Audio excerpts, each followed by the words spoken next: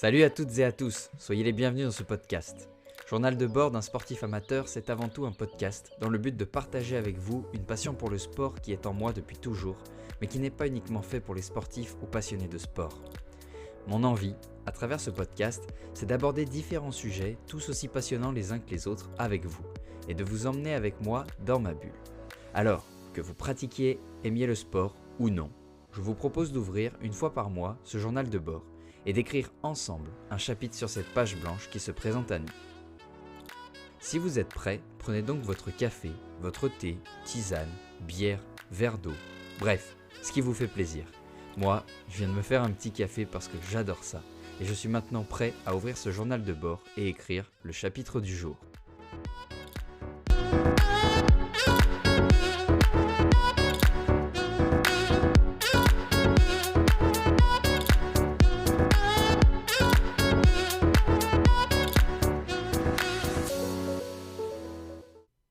On y est, le retour des beaux jours, le retour du soleil, de la chaleur qui revient petit à petit, les jours qui deviennent de plus en plus longs. Vous l'aurez compris, le printemps est là. Pour la plupart des gens, c'est LE moment génial de l'année, parce qu'il annonce aussi le retour des terrasses, pour retrouver les copines et les copains après une grosse journée de boulot, ou bien pour profiter en prenant tout son temps le week-end.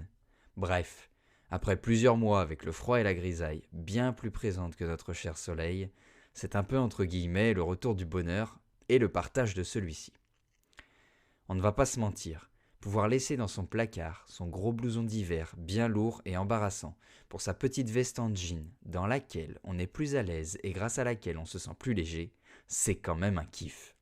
Je suis sûr que ces situations vous parlent et que vous vous sentez concerné par tout ça. Et c'est bien normal, c'est pour tout le monde pareil. Mais il y a une autre catégorie de personnes à qui ce retour des beaux jours fait également super plaisir. Nous, les coureurs passionnés. Qu'on se le dise, quand on est passionné de course à pied, c'est tout le temps. Demandez à n'importe quel coureur qui, à l'image d'un certain personnage célèbre de bande dessinée, est tombé dans la marmite, il vous dira qu'il vente, qu'il pleuve, qu'il neige, qu'il fasse chaud, qu'il fasse froid, rien ne l'empêchera d'aller courir parce que c'est trop important pour lui et il aime surtout beaucoup trop ça. Mais on va pas se mentir non plus, le retour des beaux jours pour courir, c'est un régal. Et pour beaucoup de coureuses et coureurs, le début du printemps annonce également le début de la saison. Car pour nous, les coureurs qui participons à des courses ou des compétitions, notre saison est en décalé vis-à-vis du reste des saisons sportives. Pour la plupart des sports et du reste des activités, les débuts de saison ou les rentrées se font aux alentours de la moitié du mois d'août, ou bien début septembre, voire début octobre pour certains domaines. Pour nous coureurs, cette partie de l'année, c'est plutôt la fin de notre saison. Et quand on y réfléchit bien, c'est logique. Organiser des événements en extérieur, dans le froid, sous la pluie ou même la neige, ça n'attire pas grand monde. Le public présent pour encourager n'a pas envie de devoir s'équiper comme s'il partait gravir le Mont Blanc pour encourager et regarder des gens courir. Tout comme les coureuses et les coureurs n'ont pas envie de s'équiper de tonnes de couches pour ne pas avoir froid au départ de la course et se retrouver ensuite à les enlever en pleine course parce que, ne l'oublions pas, courir, ça donne chaud à un moment. Bien sûr, il y a bien quelques courses qui s'organisent dans ces périodes automnales et hivernales, mais elles se font rares et elles visent une catégorie de sportifs qui cherchent justement à réaliser des efforts dans ce genre de circonstances. Mais ça, c'est qu'une partie infime du monde des coureurs. Revenons donc à notre début de saison.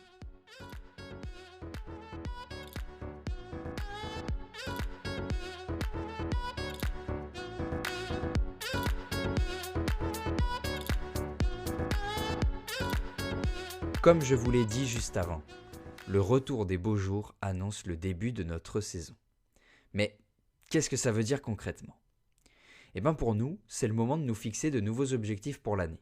Les courses auxquelles nous allons participer, comment les préparer, aussi bien physiquement que mentalement, et faire le point sur son équipement, ça aussi, c'est important.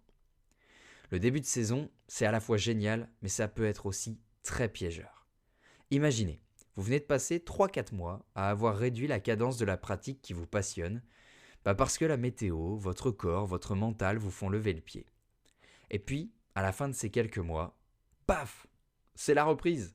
Et là, vous êtes en pleine forme, la météo est généreuse avec vous et vous êtes hyper motivé.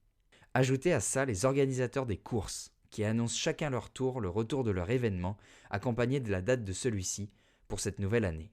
Vous êtes dans l'euphorie et le bonheur, mais c'est là qu'il faut faire attention. Pour la plupart d'entre nous, lorsqu'on voit tous les événements revenir, qui, au passage, sont tous aussi géniaux les uns que les autres, on a envie de tous les faire. C'est déjà là que notre saison commence et se joue, avant même que l'on ait rechaussé nos chaussures de course et avant même la reprise de nos entraînements au final. Savoir se canaliser et réfléchir aux courses qui nous conviennent le mieux. Savoir laisser du temps entre chacune pour pouvoir récupérer et mieux repartir pour la prochaine saison sont pour moi des clés primordiales pour la réussite d'une saison. L'autre clé, et pas des moindres, pour que notre saison se passe au mieux et soit réussie, c'est savoir gérer sa reprise de l'entraînement.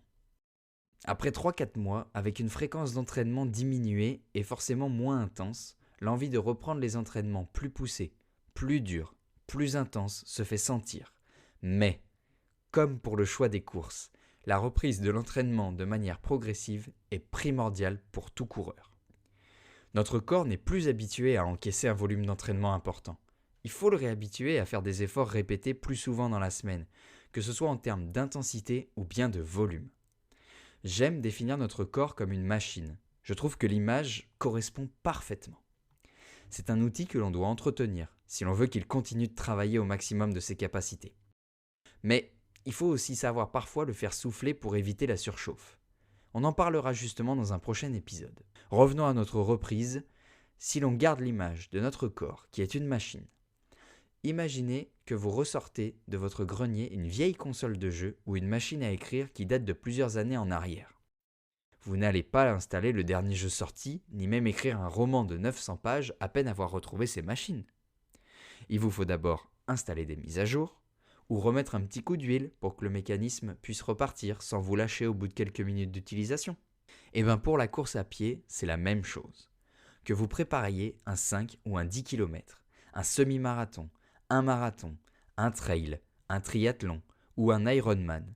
Non, pas le super-héros, l'épreuve de triathlon fantastique mais extrêmement difficile. Vous n'allez pas faire subir à votre petit corps la totalité de la distance ou un enchaînement de plusieurs disciplines lorsque vous préparez un triathlon ou un Ironman dès la première séance de reprise.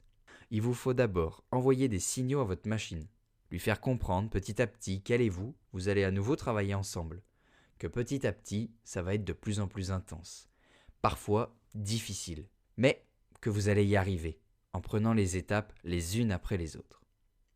Il y a une expression que le célèbre explorateur Mike Horn, que j'adore, a cité un jour et qui est devenue ma devise.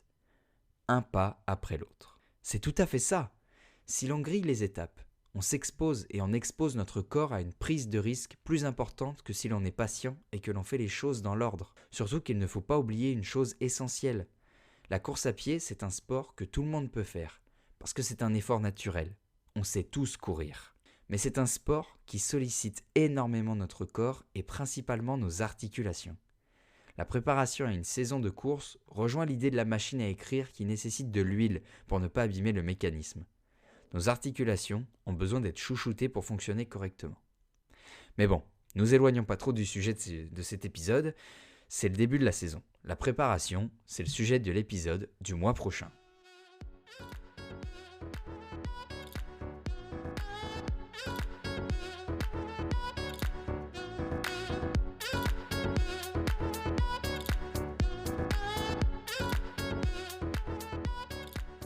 Parlons maintenant de ma saison à venir. Après une saison 2022 blanche et totalement ratée, pour des raisons physiques dues à un syndrome de l'essuie-glace qui s'est fait un plaisir d'embêter mon genou gauche, j'ai travaillé dur sur toute la partie off de la saison, c'est-à-dire de novembre à février, si vous avez bien suivi ce dont je vous ai parlé au début de cet épisode. J'ai travaillé pour me débarrasser de ce syndrome que je considère en fait un peu plus comme une gêne qu'une blessure. Peu de courses, beaucoup de renforcement musculaire. J'ai appris durant cette période que ce type d'entraînement, en final, c'est primordial lorsqu'on pratique la course à pied de manière sérieuse et lorsqu'on participe à des courses ou des compétitions. Et puis, le jour tant attendu est arrivé. Les premières annonces des courses à venir pour cette saison 2023. J'ai appliqué ce dont je vous ai parlé il y a quelques minutes. Je suis resté patient et j'ai attendu l'annonce de la plupart des courses pour pouvoir faire mon planning de saison et choisir les courses qui m'intéressent le plus. Puis, logiquement, après une saison précédente sans course et avec un volume d'entraînement très faible, je me suis orienté vers des courses de distance plutôt courtes.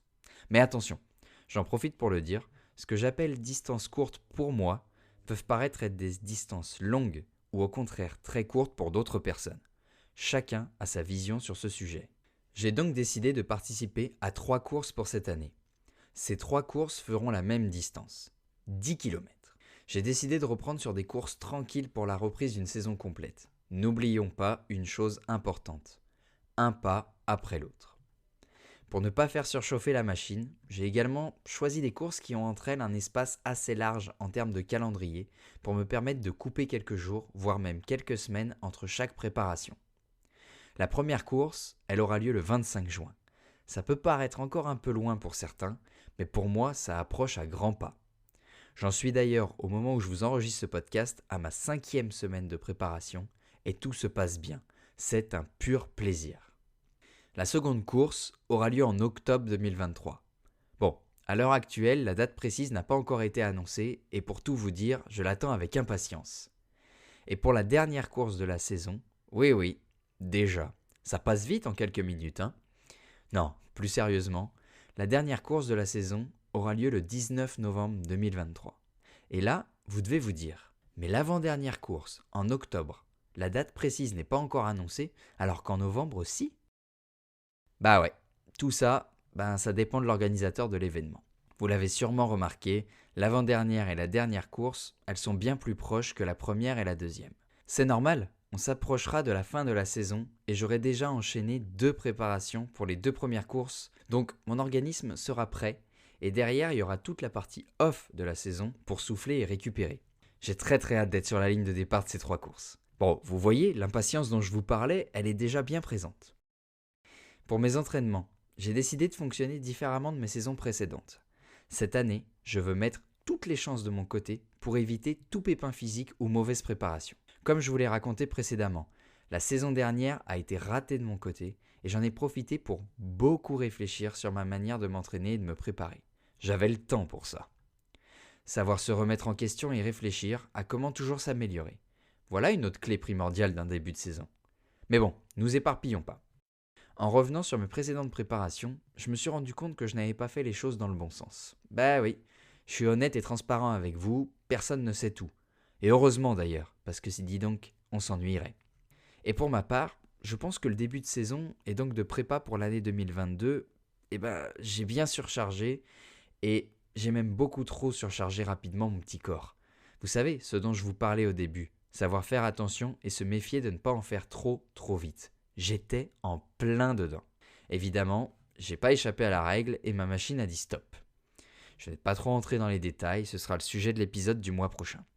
Alors, même si j'ai bien retenu la leçon et que je ne recommencerai pas ce que j'ai fait au début de l'année 2022, j'ai décidé de m'entourer pour suivre une prépa ultra efficace et qui surtout va me permettre d'y aller progressivement, sans mettre mon corps ni mes futures échéances en danger.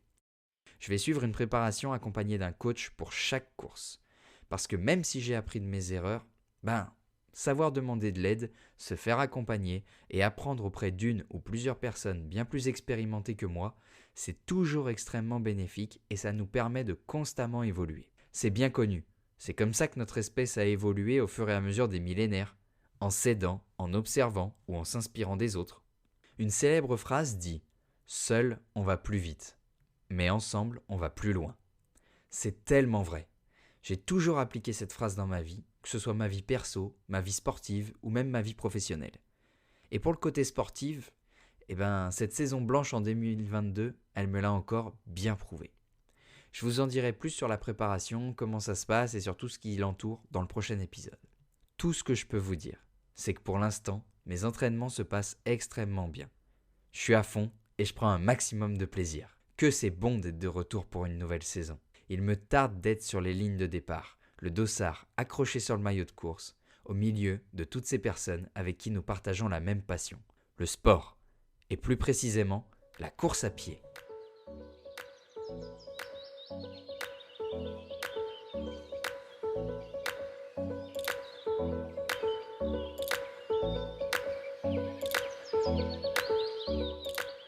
Voilà, je pense vous avoir tout dit à ce sujet. Il est temps pour nous de clore notre chapitre du jour, de refermer notre journal de bord et de le ranger soigneusement dans notre tiroir en attendant de le ressortir le mois prochain pour écrire un nouveau chapitre ensemble. Merci d'avoir pris le temps de m'écouter, d'avoir partagé ce moment avec moi. J'ai pris énormément de plaisir à vous raconter tout ça et j'espère avoir réussi à vous emmener dans ma bulle le temps de cet épisode. Je vous donne rendez-vous le mois prochain pour écrire ensemble un nouveau chapitre. D'ici là, prenez soin de vous, faites ce que vous aimez, ce qui vous passionne. C'est extrêmement important de prendre le temps pour faire ce qu'on aime. La vie est trop courte pour qu'on ne profite pas de chaque instant. Si le podcast vous a plu, n'hésitez pas à en parler autour de vous, à mettre une petite note sur le podcast. Ça m'aidera énormément pour la suite et je vous en serai bien évidemment très reconnaissant. À très vite pour de nouvelles aventures. Salut!